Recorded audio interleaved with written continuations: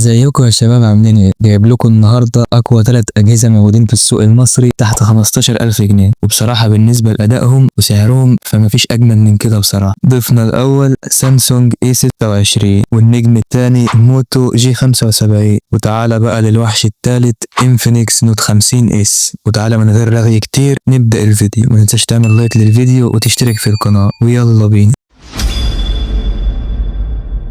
تعالى نبدأ بالتصميم. والاي 26 جاي بظهر من الازاز والشكل اللي متعودين عليه من سامسونج وخلاص. 3 كاميرات جايين في عدسة مع بعض وشكلهم فخم بصراحة. والكاميرا الأمامية جاية بنوتش في الشاشة كده اللي سامسونج قرفانة بيه، شكله قديم قوي، ولو كانوا غيروه بصراحة الجهاز شكله كان هيروح في حتة تانية، وطبعا ده مش هيأثر معانا في حاجة. الشاشة جاية بحماية جوريلا جلاس فيكتوس بلس، والجهاز مقاوم من الماء والغبار بريتنج IP67. شايفها قليلة شوية بالنسبة للأجهزة اللي معانا التانية بس كويسة يعني. والموبايل شكله رايق بصراحة ومفيش تعليق غير على النوتش بتاع الكاميرا الأمامية بس.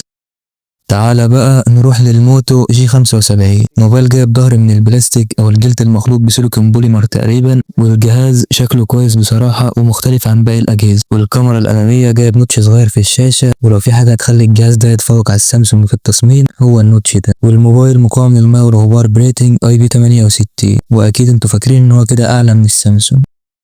تعالى بقى نروح للنوت 50 اس. وقبل ما ابدا انا شايف بصراحه ان تصميم انفينكس يكس. الموبايل جاي بظهر من البلاستيك، والكاميرات والفلاش محطوطين في مستطيل مع بعض كده، شكلهم فخم قوي بصراحه، والتصميم شكله متعوب عليه قوي. والكاميرا الاماميه جايه بنوتش صغير في الشاشه، والجهاز مقاوم للماء والغبار بريتنج IP64، وانا شايف ان دي الحاجه الوحيده اللي ممكن نعلق عليها. تعالى بقى اقول لك انك لو بتدور على افضل متانه ومقاومه يبقى الموتو G75 هو اللي يكسب، لكن لو بتدور على تصميم وشكل رايق بصراحة من وجهة نظري الانفينكس مكتسح في الموضوع ده. وبرضه اكتب لي في التعليقات ايه اكتر جهاز عجبك فيهم في حتة التصميم.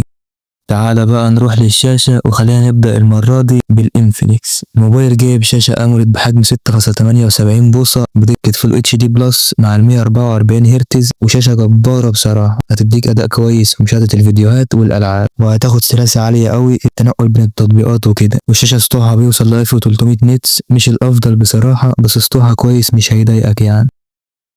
تعالى بقى نروح للسامسونج. والاي 26 جايب شاشة سوبر أموليد بحجم 6.7 بوصة مع 120 هرتز، وبصراحة ألوان الشاشة ودقتها والأداء تحت الشمس ممتاز بصراحة، وأنا شايف إن المنافسة جامدة أوي في حتة الشاشة ديت بين ال3 أجهزة. تعالى بقى نروح للموتو G75. G75 جايب شاشة LCD، وبصراحة من غير ما اكمل شايف انه خرج برا المنافسة في حتة الشاشة. الموبايل جايب شاشة LCD بحجم 6.78 بوصة فول اتش دي بلس مع 120 هرتز، برضو مهما كان مش هتاخد اداء كويس زي الشاشة الاموليد والسوبر اموليد. الوانها كويسة وسطوعها كويس وبس كده. عاوزك برضو تكتب لي رأيك ومين اللي يكسب في ال3 شاشات. وتعالى بقى اقول لك انك لو عايز سلاسة عالية وتجربة العاب محترمة يبقى الانفينكس يكتسح بصراحة. لو عايز الوان طبيعية وعمق اسود وفخامة كده يبقى شاشة السامسونج تكسب وبس كده. تعالى بقى نروح لأهم حاجة في ال3 أجهزة وهي الأداء والمعالج. تعالى نبدأ المرة دي بالموتو G75. الموبايل جايب معالج سناب دراجون 6 جين 3، المعالج كويس أوي بصراحة، وهتاخد منه أداء قوي في الألعاب وكده. واللي هيفاجئك أكتر بقى واللي فاجئني بصراحة في الجهاز ده إن الجهاز حرارته ما بتظهرش أوي حتى وأنت بتلعب ألعاب تقيلة، وبصراحة المعالج بيقدم أداء عالي أوي. تعالى بقى نروح للاي 26. موبايل جايب معالج اكسينوس 1380، وهو اداؤه مستقر وكل حاجه واستخدامه كويس قوي في الالعاب وكده، بس مش الافضل بصراحه. وعاوز اقول لك ان الاي 26 في حته المعالج والاداء ما ظهرش بصراحه.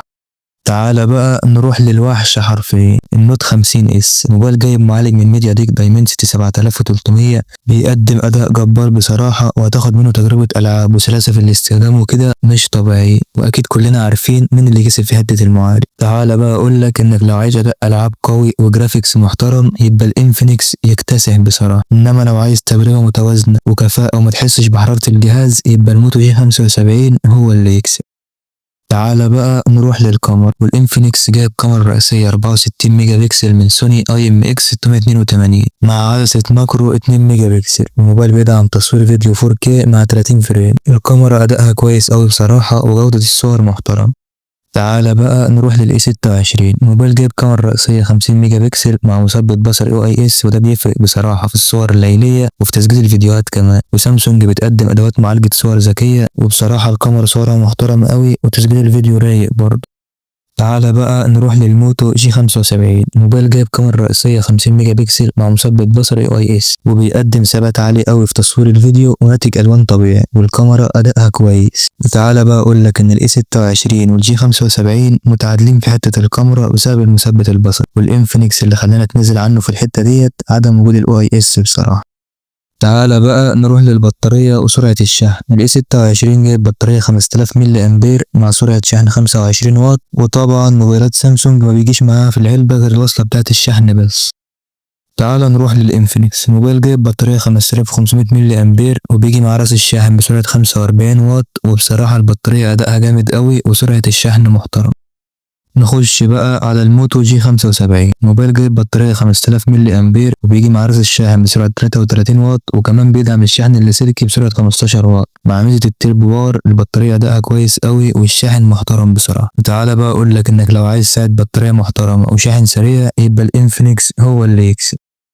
تعالى بقى نروح لسعر التلات أجهزة. الانفينكس بيجي بسعر 12600 أو 12700 للنسخة 256 و 8 جيجا رام على حسب المكان اللي هتجيبه منه وكده. والاي 26 بيجي بسعر 11400 للنسخة 28 جيجا و 6 جيجا رام، أما النسخة 256 و8 بتوصل ل 13000 تقريبا. أما الموتو جي 75 فأسعاره متغيرة بصراحة، بيبدأ من 11600 لحد 12000 ونص على حسب المكان اللي هتجيبه منه وكده. تعالى بقى اقول لك في الاخر انك لو بتدور على اداء العاب محترم وتجربة استخدام رايقة وجهاز يستحملك يبقى الانفينكس هو اللي مكتسح الاجهزة معانا بصراحة. انما لو بتدور على اداء كاميرا كويس وشكله محترم برضه يبقى لازم تجيب الاي 26. وفي الاخر استخدامك للموبايل هو اللي هيحدد. عايزك تكتب لي في التعليقات ايه اكتر موبايل فيهم عجبك، ومتنساش تعمل لايك للفيديو وتشترك في القناة. وبس كده، سلام.